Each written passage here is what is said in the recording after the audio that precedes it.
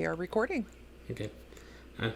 Hi, this is Mike, and this is from my podcast, Just Legal History, and I'm joined here by Allison Dickson from who does her podcast, Ding Dong Darkness Podcast. Did I get that right? Ding Dong Darkness Time. I have to edit. So yeah, and also you've written several books. Can you tell me? I've only read the one, but what are all the books that you've written so far? Oh my gosh. Well, there are probably at least a dozen that are sitting in a trunk that'll never see the light of day. But I've had probably five or six published. So my most known would be The Other Mrs. Miller, which came out in 2019 from Putnam. And then I did a horror thriller called Strings that is also still available from Small Press. Local Hero Press to be more precise. But and then I had a few others that were published that are out of print. So it's kind of been a long and winding road with the publishing. Okay, I enjoyed your book, so Well, thank I will you. try and bring it to CrimeCon. In a Oh, couple months here. absolutely. I will be signing. Yeah, any and all who see this, if you have my book, bring it. I will sign it for you happily. Okay. Well, today I wanted to just get together and I wanted to talk to you about how does media, whether it's books, movies, or online discussions, influence how we see true crime. Both of us are into true crime. I'm not an author, but you are an author. So I guess I first wanted to start out with, like something that's an oxymoronic statement in my mind, that in true life, true crime is more simpler in real life, but it's more chaotic, like when it happens. Would you agree with that? Yes and no. I think in terms of motivations and mechanisms and things like that, I think those are simpler in real life than film tends to portray. I think that, what motivates people to murder somebody or, comes down to pretty primal elemental things that aren't that complicated. But there are other things that I think are a little more shades of gray that happen in real life that Hollywood oversimplifies. So it can kind of go, it kind of Okay. can go both ways, I think. Okay, but I guess what I wanted to talk about is because when you're writing a book or doing a movie, you need to make sure the audience is engaged for like the complete 2 hours or the 400 pages. So you have to make it more complicated, or a lot of the stories where like you do 10 episodes or whatever, and what you're doing is every single episode you're changing who's doing it, or who you think is doing it. So I mean, that's where I mean by more complicated, like in media, because in real life there's not 10 people that want to kill someone. No, I think you're absolutely right there. It is interesting to see what it does take to, tell a compelling story for fiction consumption, because real life can be so mundane. Getting to talk to actual police officers, forensic people, things like that. I've had the opportunity to do that over the years, both as I served on a grand jury for 4 months here in my county several years ago. And so got to talk to a lot of police officers, lawyers, things like that. And then, seeing what a forensic lab looks like and things like that. It's so clinical. It's so bureaucratic. It's so dull and beige, Whereas if you look at a TV show like CSI, the lab has never seen a light bulb brighter than 10 lumens in a medical lab, and it's everything's shiny and metal and so sleek and everything. And you look at a real morgue, it's not like that at all. And these detectives are not walking around in high heels and lipstick. Correct. So there's a bit of that. But I also wanted to bring that up because when you watch show, like I grew up more with Bones than I did with CSI, and so but I mean it's kind of the same show, and you see how like when you watch these shows, you see how closely tied the crime lab is to the prosecution and the lawyers or whatever. That doesn't happen like in real. They're not sitting at the same place. They're The not prosecution in the interrogation. isn't correct. Yeah. So I mean, I was very confused by that when I was watching CSI. And I'll go back and say I forgot to complete my point earlier when I said, excuse me, that they make it look sleek and sexy. The fact of the matter is, it makes it more enjoyable to watch. I will admittedly, I far enjoy watching CSI Vegas than I would watching something that really does look like a real lab. There, because it's kind of a bit of escapism. So if I'm watching a show like CSI where the bad guy's always caught, and it's always engaging and interesting, and I don't know, I would much rather look at that on the TV screen. So in some ways, I get why they do that as a consumer of entertainment, as opposed to like that's the hat I'm going to wear when I watch that versus the realist, who knows about true crime and the back behind the scenes stuff. So yes. So take for example, like the three guys killed in Kansas City like 2 weeks ago. Like, and when you watch like CSI or The Bones or whatever, it takes place in 45 minutes. So Yes. you're like, but here we're complaining because we're not getting the autopsy reports in like a day, or like why aren't they giving us the autopsy reports within 45 minutes? They have a full And so, toxicology report like that night, and those take weeks. They have to, the procedures that it takes to find out what drugs were in someone's system when they died. We know people who really know what's going on know that, yeah, that's a 2-month process. And people should know, and you don't even have to be into true crime to know that when a celebrity dies, often you don't get the cause of death because they say, oh, they're running a toxicology and doing an autopsy, and then you don't hear about it again for until about a month later. Matthew Perry being a very prime example yeah. there.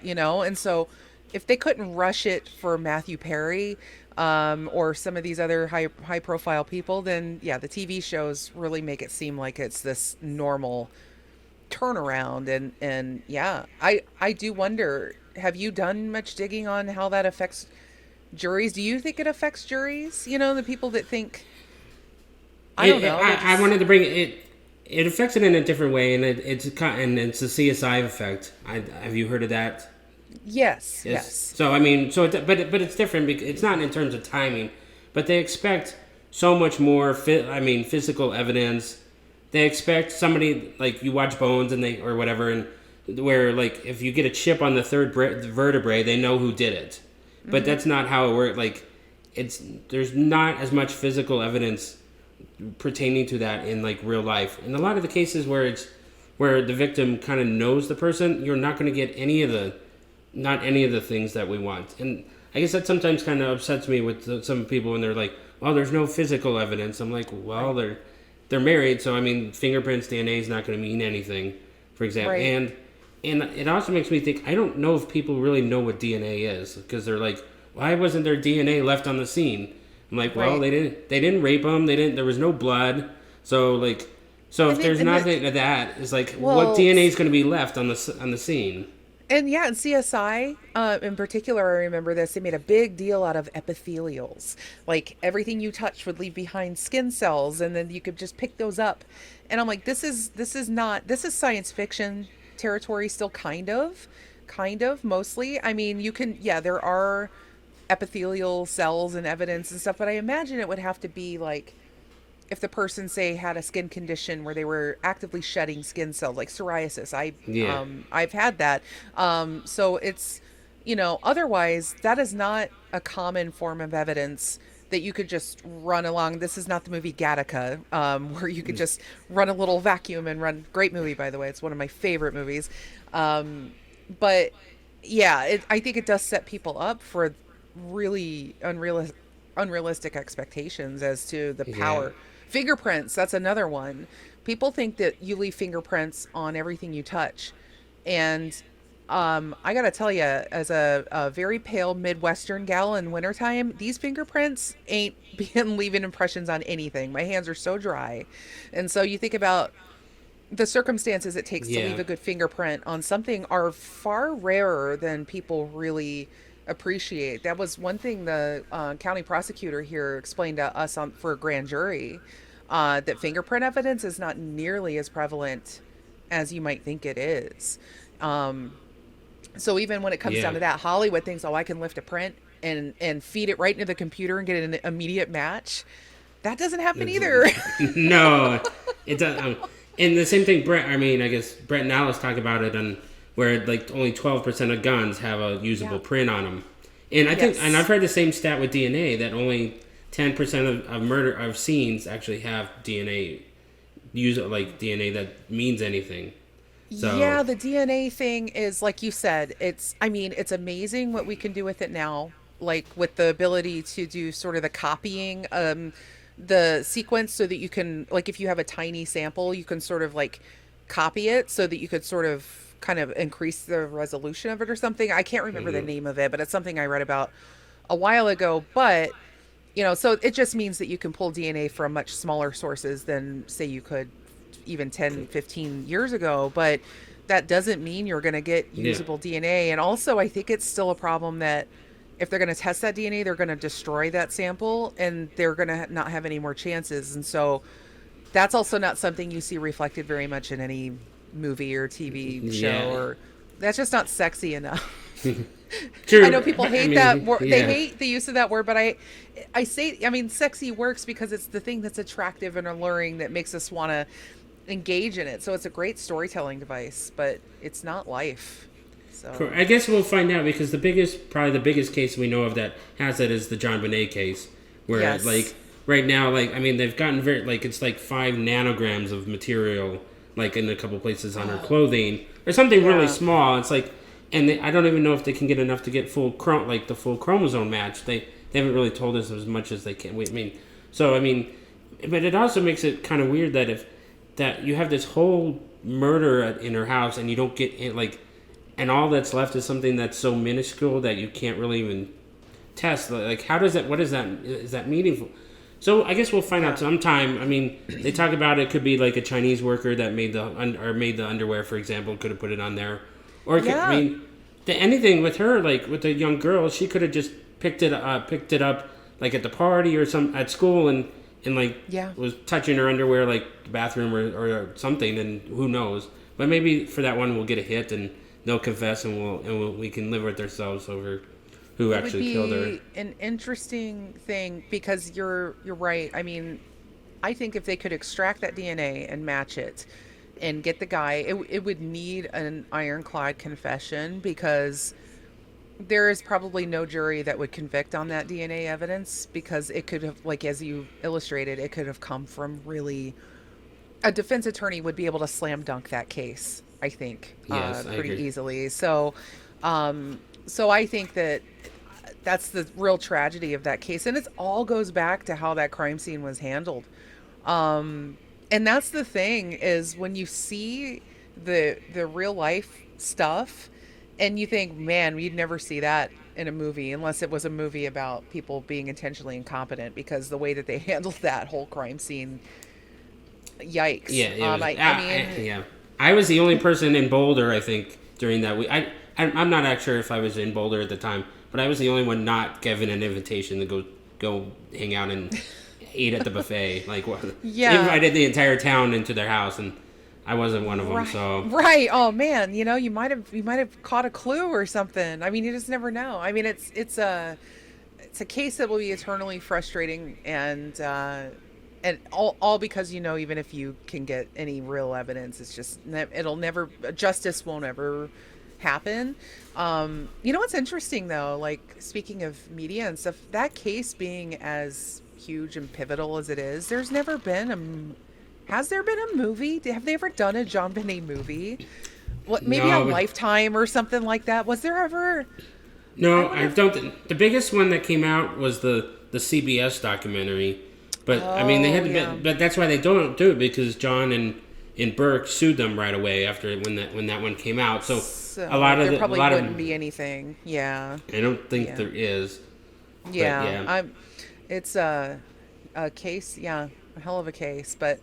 Um, but yeah, also though, I think because I've been thinking about the reverse scenario, like we see how Hollywood or TV shows kind of influence how we look at the criminal justice system, but we're kind of doing a bit of that.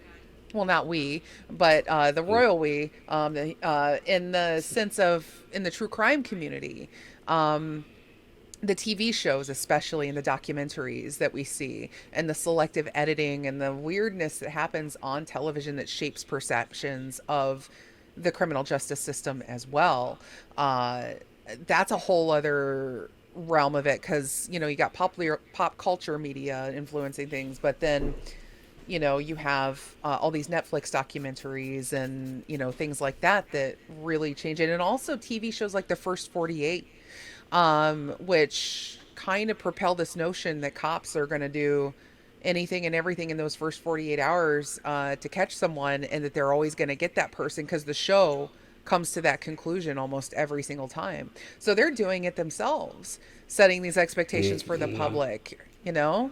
That's an interesting Yeah, I'm trying to thing. think where I can go with. Yeah, I guess some of the things that I like, I don't know, maybe it's an off thing, is like some of the myths we learn that we don't know, we have to undo, is like we learn on those TV shows that they won't look for somebody for like 24 or 48 hours. So, and Yeah. that's not the truth. Like, and you can go and get them to look, but it needs something more than that. But so that's, yeah, I'm trying to understand exact like didn't have anything specific on that one. Sorry. No, you're fine. You're But fine. but I guess we also I mean it also gives us some bad perceptions too if we talk about things like The Wire and cop shows, where Right. the other direction where they're so these shows make such long or such thing or they put the cops in such bad light that they could do anything that they want, and so Right. that I mean so now any investigation that goes out there, they can say, well, I mean, well, the cops were just faking it and doing, and like they were moving cars and they were they were beating people up and they got three or four people to make false statements, Yeah. and there's a lot of times it doesn't happen. But then, I mean, with the Leo case, where kind of like the guy, it wasn't the cops that did it, but the prosecutor was able to influence some of the witnesses I to agree. speak in. I mean that is very true. I mean, it's interesting. There are a lot of shows will either put the law enforcement on this huge pedestal, that makes us have these really high expectations of their capabilities, which are often um, probably a little higher than they should be because they're only human. They're limited by so many things, whether it's budgets or science or whatever, or the Constitution, or things that they just can't do that they would probably love to be able to do. And we see them do it on TV all the time. So we're like, hey, and it makes us more cynical about law enforcement when our expectations aren't met. And then on the flip side, you watch a show where the cops are nothing but corrupt and awful and criminals themselves, and then that hampers the job of probably law enforcement to some degree because we think they're not effective and they're not useful and they're a bigger problem than a solution. So the way I don't know that there is a great way to portray stuff like this in the larger media that doesn't, I guess, in some ways kind of disillusion us too. I think it I kind think I of, mean it gets back to what, like, I think if we portrayed cops and lawyers like in their normal way, it'd be so boring we would it never was watch. so boring.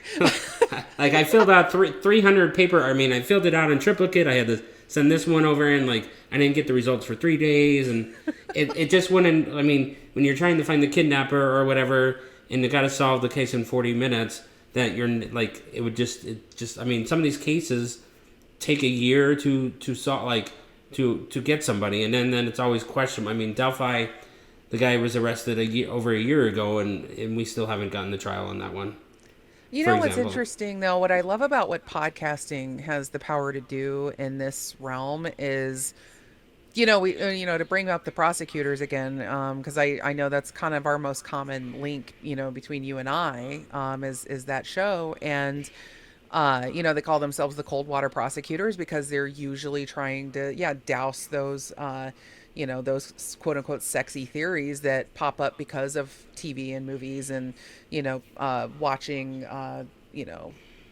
things that just kind of like, or listening to the wrong podcasts that create conspiracies and, other news media that does that. But at the same time, people that get engaged in the kind of stuff that Brett and Alice are doing, the cold water work, where it is, we both see it as, less sexy, but it's still very interesting. And so you could take things that aren't quote unquote interesting and really sell them in a way that makes people interested in learning. I mean, people turn into law nerds with that Yeah. show and talk about evidentiary rules and things like that that are just, yeah, on paper would make your eyes glaze over, But but they everybody's into it. And so I want to see more of that.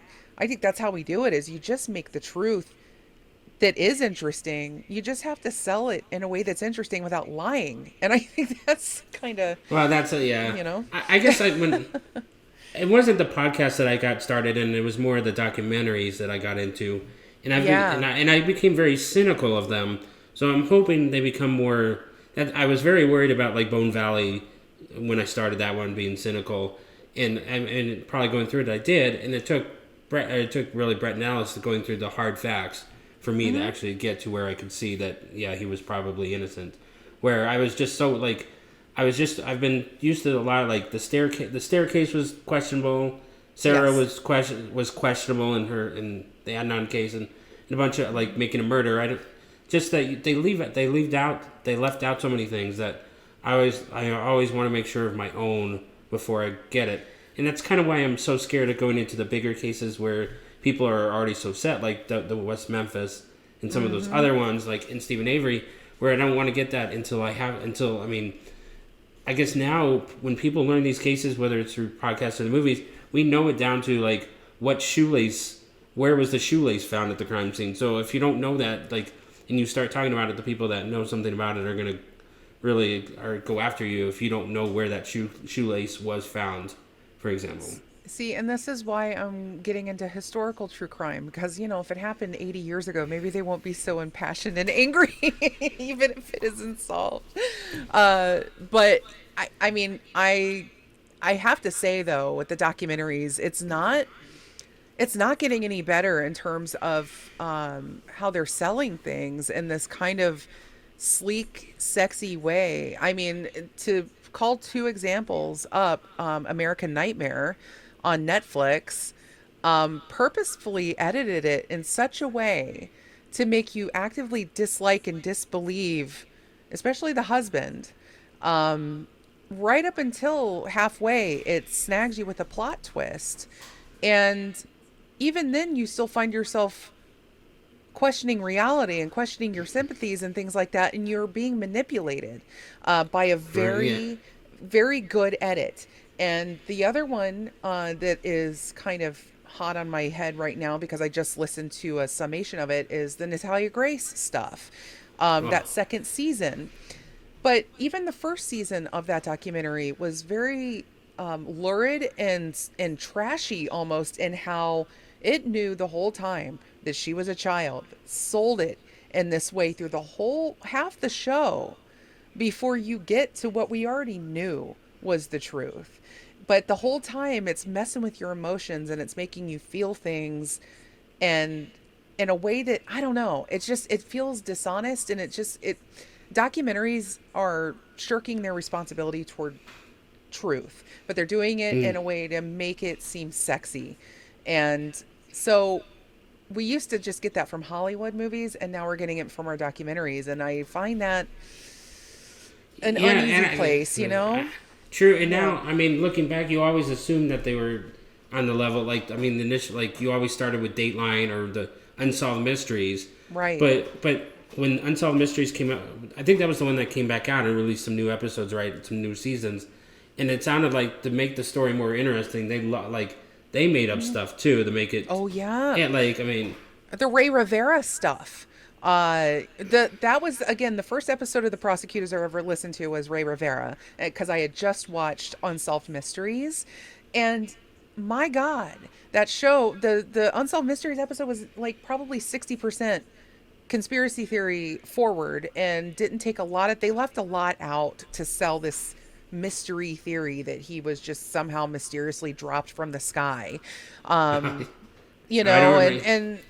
just and it's like, this is what is a documentary show that was not up to the standard of Robert Stack. Yeah, that one. The other one I think I watched. The other episode in there I watched was was he a wrestler? I don't think he wasn't a wrestler, but he was a wrestler entertainer, like in Vegas, and Yeah. like that, like he was connected with the mob, but really it just looked like he partied too hard one night with a girl, and that it took some extra coat. I mean, but they wanted to make it a little more selling and say, well, it could have been the mob killing him off. But so those are the Yeah. kinds of things I'm like. You're always so skeptical now. Like, I don't know if we were skeptical when we were watching Dateline and I don't in think 40 so. hours where they I were. Yeah, I'm with you. I don't remember sitting there watching those shows and going, all right, I got to find the angle. I got to find the spin. I got to find what's the hook they're going for. And that's not to say they probably weren't using some clever editing back in those days, but I think generally they wanted to tell you, just the facts or just try to explain it in a straightforward way. And now everything has to be spun and sold. And I wonder if that could be in some way because we are so inundated with media and entertainment and information coming in at us, at a like a hurricane. And in order to hold anybody's attention for more than a couple minutes, you have to sex it up. You have to sleek it up. And so they're going to do that. So then you talk about it. And you have to make it like, not only are we going to reel you in with something that's been puffed up and edited in a way to make it like a tabloid almost, but then you're going to go and want to talk about it with everybody and it's going to become a viral thing. So I think everybody's trying to do that. I think that's why Casey Anthony had her little 15 minutes resurgence Yeah, recently as well. The correct. thing Yeah, nobody ever asked for. but yeah, I don't like I don't understand her, but I guess that's a totally like I guess she knew she could put out a product and make some money. That's why she put it out there, and nobody really like her story was just so unbelievable. I mean, I guess it's kind of like we thought. I mean, to be fair, we thought Gone Girl was a very interesting story. Well, and then all of a sudden with True. American Nightmare, one case of it was true, Yeah. but Casey was just not not a sympathetic person at all, and No. and like her stories are just so unbelievable that nobody bought it. So I mean, she didn't even come up with some explanation either. I mean, Yeah. compare it like getting back to Leo's story was like at least he was a very innocent like his story was an innocent story. So I mean like the comparison at least that one's like a comparison you can compare him to where yeah Yeah. Well, with Leo, I mean, and that's a tough one because I think if anything, a story like his is what will show you really so many of the grim realities of the system, of criminal justice, of the, even guilty or not for him, which, I definitely think he is very likely not guilty here. But what a story. And, I don't think it's one Hollywood would touch because Leo is for a lot of people not a sympathetic character, and so I think that they would have to turn him into like a, I don't know, they would have to have like Nicolas Cage playing him or something in order to make that story work on a movie screen. So like I don't know, like some Con Air type character, where he did it but he's really a good guy. But yeah I'm trying I just don't think, but it's unfortunate because these are the stories that should be heard more. And I think it's the same with Timogen Kinsu and some of these other cases where people are rotting away in prison that shouldn't be there. And I don't just mean that in a, because I know there's a lot of movement in the innocence community that is questionable. yeah but Scott yeah that's Peterson. in the, yeah I was and that's the problem is that the real cases like Leo and Temujin are Yeah. the ones that they need to put resources to, but the ones that some of the bigger ones are putting to, I mean, I guess that they believe they are, but I mean, Scott Peterson's story is not believable for innocence. I mean, yeah, some cult was robbing houses and just Oh wanted a God. pregnant lady and kidnapped her and happened to leave the baby in the He body. was so, I can't believe it. I just can't believe that this is the guy that people have decided must be innocent. I mean, he is so clearly not. And they had physical evidence. I mean, not they didn't have overwhelming well, physical yeah, evidence, but they had enough. I mean, come on, they had enough. And then they had the data of him moving around. I would say they almost had more on Scott than they did on Adnan, possibly. Uh, You yeah, I know, don't want to get into that, but I think but seriously, I yeah, mean, both like yeah, guilty as hell. But I mean, yeah, Scott, come on, come on. But I mean, to get back to the way media affects our perception of true crime and stuff. I mean, it's like it really is like such a multifaceted discussion we could have. I mean, my God, one thing I learned when I started getting into true crime really fast off the jump was the thing that always is wrong are the surveillance, the timestamps on the surveillance cameras, and the resolution is always 100% awful.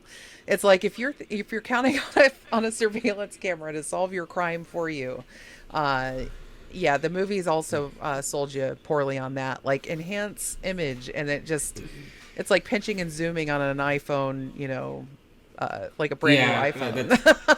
That's That's not how it works, guys. so. I Um, guess like moving forward. I mean, guess moving forward, that's going to be like I mean, with people with like, I guess it's a totally different conversation. But I feel bad for kids that they can't even go TP houses anymore because everybody has Ring cameras. So oh, with you're very the right about that. so that's a side. But I mean, so with like and now with our phones tracking everything, there might be a chance like. I mean, I guess that's what's going to probably get that Brian Kohlberg is how his phone was how much his phone was actually tracking him, and yeah, and Yeah, yeah. The I guess it's really hard for him, phones. yeah. And I guess it's a problem with the media, and it's always been the case because I did some historical research too on it, is how much the media plays in convicting people. Is like we don't Big get time. both sides. We don't get both sides in the story. I mean, we only get the one side, so we'll have to see what Brian's defense. Like, I don't know if he's going to plead or if he's going to. That guy's. I mean, I think his defense is that he was too stupid. Like he's like nobody would be this stupid to do what I did as a defense. I think that's the only thing that I mean. I honestly, Yeah. I am It may not be. shocked that I don't know. I mean, everybody thinks that this trial won't happen, that he'll eventually plead out. I just don't see it happening, specifically because of the Bundy vibes he gives me. And Bundy wanted a show too. These guys want shows. And I mean, his whole MO just spoke of like this dude studied all the sort of the elder gods of serial killing and thought he could Gosh. copy it. And it's like those guys really only got away with it because of the limitations of forensics back then. And well, they didn't really get away with it, I'm just saying they got away with it longer. They were able to be serial killers because of the limitations and police work and forensics of the time versus now, where yes, your phone will get you caught, probably more than anything. Um, Yeah, I so guess I don't. yeah, If he was, I don't understand why he didn't. He had a time. He could have just left it at home. Why he didn't leave his phone at home charging? Like nobody would have known if he. I mean, so I mean, I guess the other thing. I mean, I guess on the other side, are criminals going to be smart? I mean, shouldn't criminals now become smarter with all this, with all the media attention? I think I saw a YouTube video. I think it was there's a YouTube I watch like Wired or GQ. They do a lot of such and such expert talks about how realistic this thing in the movies was, or in the people are talking about is, and stuff like that. And they talked about our crime shows making criminals smarter, or to that extent making it easier for them to get away with it or cover their tracks. And by and large, I think they said something along the lines of not as much as you would think, because a lot of the people that commit these crimes are always going to be hamstrung by their own hubris and stupidity in the Well, end, a lot of times. and it's more of a crime of like I think. I mean, I think getting back to it, I think it seems like more they are more murders or whatever true crime is. You think it's plotted out, but in real life, I think it's more the you just get. I mean, you get mad like or And you snap. somebody you snap and then you have to try and cover it up more than. I mean, unless there's like $1 million insurance policy on it, and you're trying to think of it, then most of them just are heat of the moment kind of Well, murders. And I think that's why we see more shootings, because I think there are people that, if you get to the point where you're homicidal, You're probably also maybe a little suicidal. And so you think, well, why go to the trouble to plan anything elaborate? I already want to kill someone. So I'm just going to go into the mall with my, AR and just mow some folks down. I mean, that's kind of like, Yeah. I think, the way that we have evolved as a species when it comes to dealing with homicidal urges is they have become a lot more impulsive, because you can't, yeah, you're being watched a lot more than you think. And we're online all the time and we see stories of, people in these groups that are, plotting to overthrow the government or whatever. And all of a sudden they're getting their door knocked on by the FBI. So, we're in a we're being tracked a lot more. So the people that are probably using crime, like true crime media to get away with crimes better are probably the people that were already career criminals in the first place. So like organized crime or people who operate on the dark web, the kind of the people who, make a whole lifestyle out of their criminal activities as Yeah. opposed to Well, average folks that have reached the end of their limit and want to, do I guess something yeah. awful. So I was kind of getting back to the media, and there was a lot of show like we'll watch it like oh boy, like I'm trying to think. Oh, sorry, I lost my train of thought. But just that in the media, like a lot of things in the past, like were movies that were like, oh, I mean, we could see that they're fiction. I mean, fiction, but like they didn't hold up well. Like Heather's. I'm thinking of where Yeah. doesn't he go and try and blow up the school? And I'm just, I mean, how much do we think did media cause? I mean, I guess there's a whole bunch of causes why school shootings and things like that are. But I'm wondering if media, how much media had over influence of that. I don't if it's too.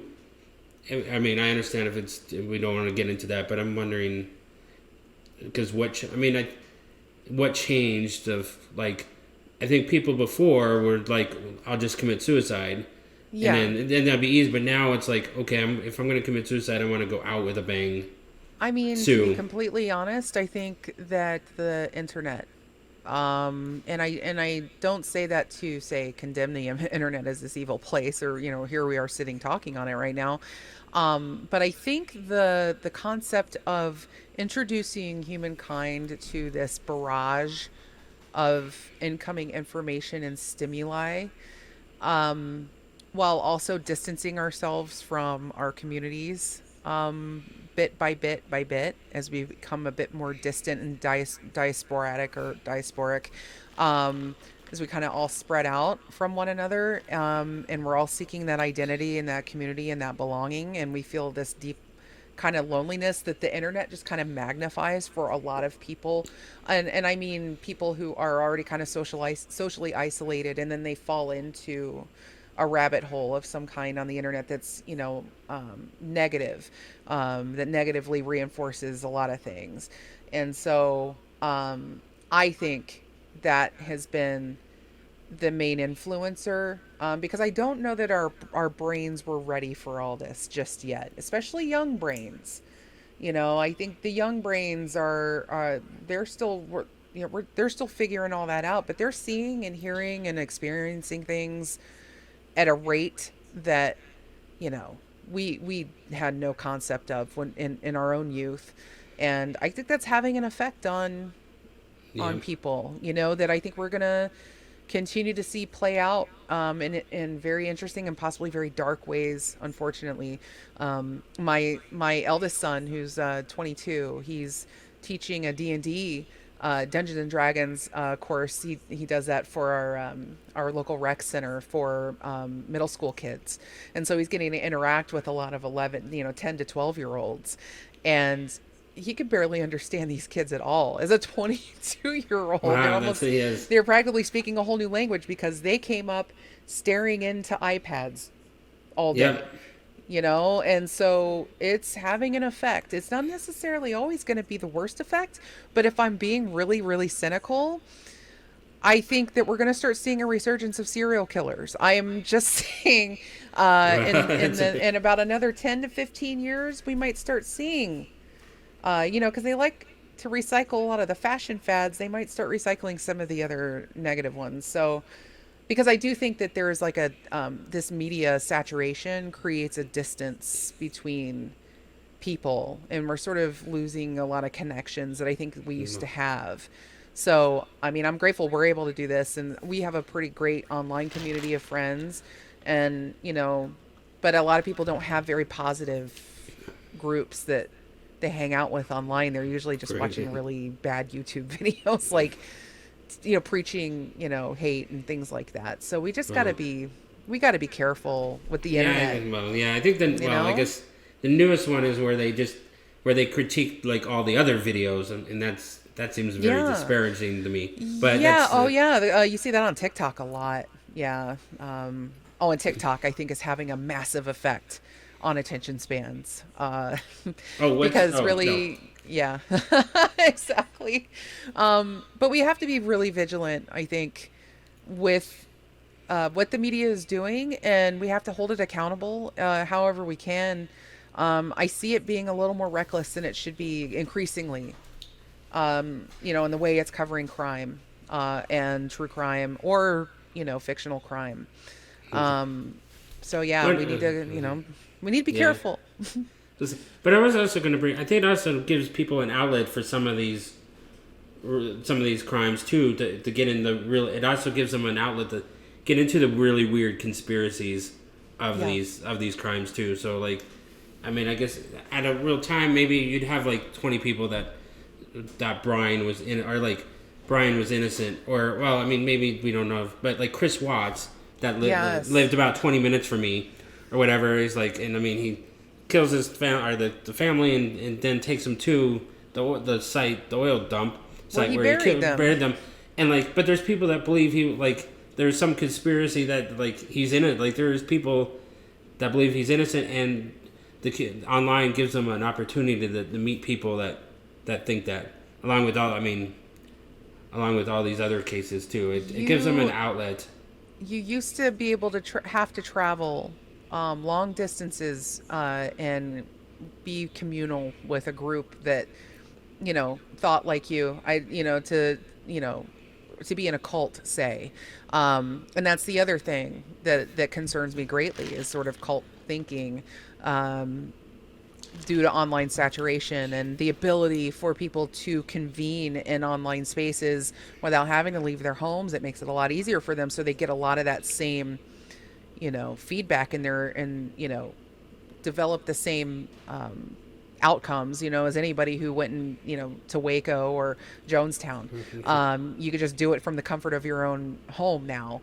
And you see that not just on, say, Facebook or Twitter or whatever. It's on things like Telegram, so things that are like a little more hidden from public view. So things like that are brewing away, and then we see it burble up to the surface in the form of things like QAnon and what have you, where it's just like it took off like wildfire so easy just because of the internet. So, you know, Correct. I Oh, sorry. yeah.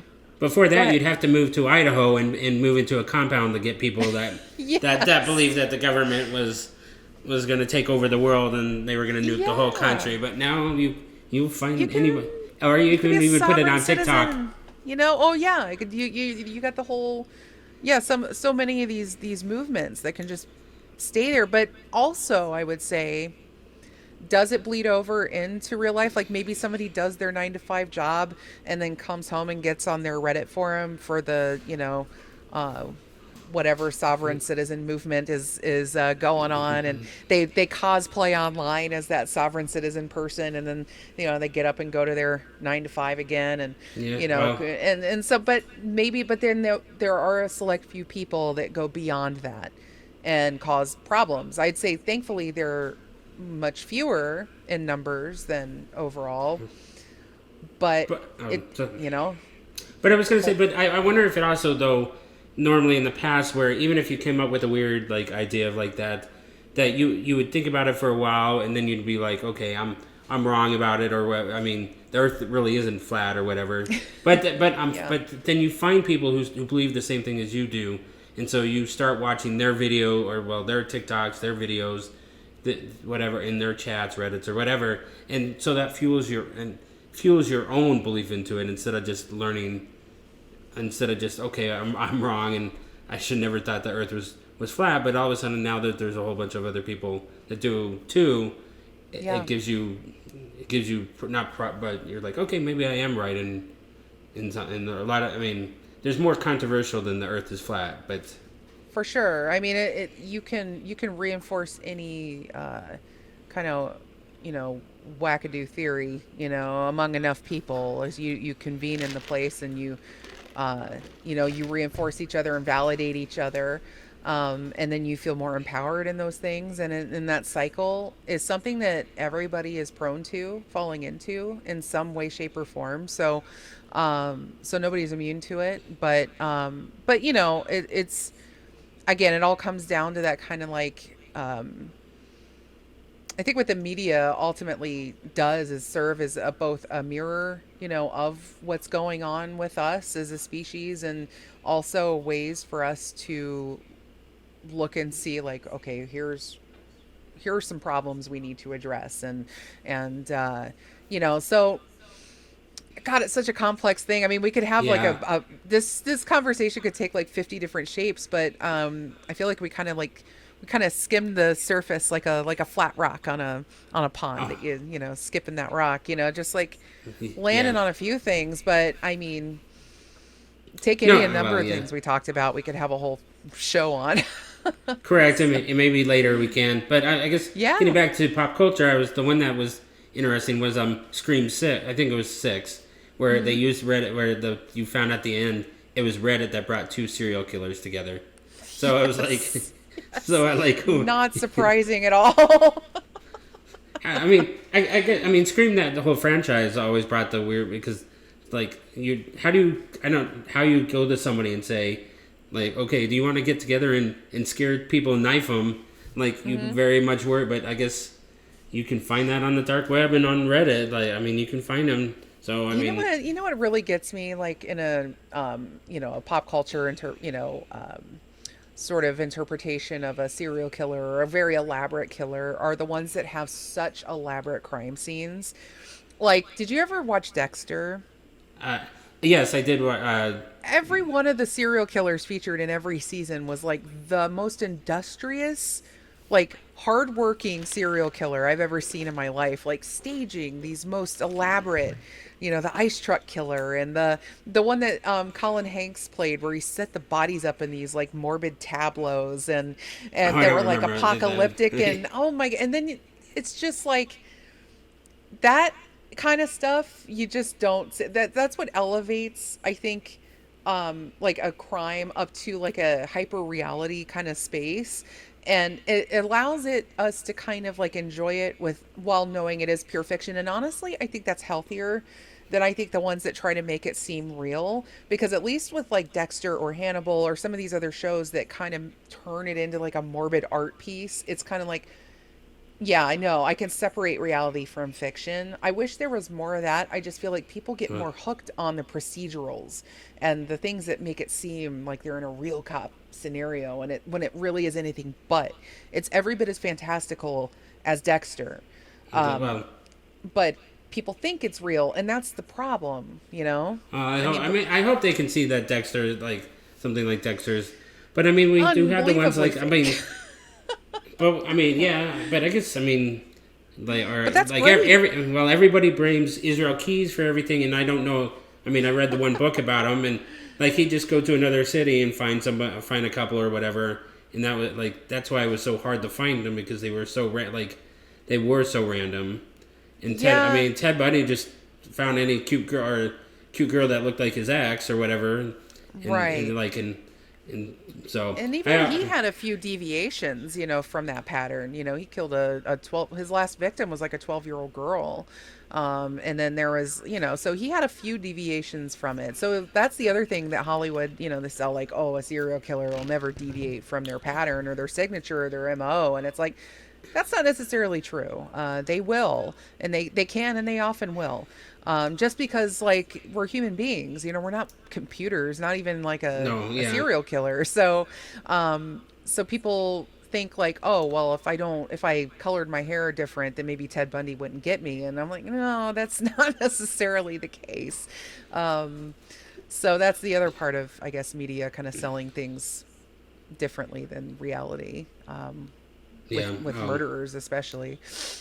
But well, Okay. Well, man, well, I, thank you for taking the time to talk with me. And I don't. of I'm course. still trying to learn this stuff, whether to go deep into something or skim the surface like we did. Hey, So skim the surface, or maybe we can talk about a movie on my show or something, that's and you can we can talk about, because I know you're big on the movies, man. yes, So I am. I think together we watched like it seems like eight or not 80 movies since like October. So it was a lot of that's movies. incredible. I have not been there for a lot of them, but I'm trying to step up my movie consumption. I'm actually watching more movies from like the 80s lately. Like I've been interested in that decade for some reason, just because it's such a mystery and it's so corny. And I think there's just something about it that I'm like, I need to peel this apart. I lived it, but I was a child. So I need to see it as an adult now. Okay. So, but anyway, it was great. It was great to talk to you, and I'm sure I'll be talking to you again real Yep. soon. So, Yeah, I hope so. Okay. all Thanks. right.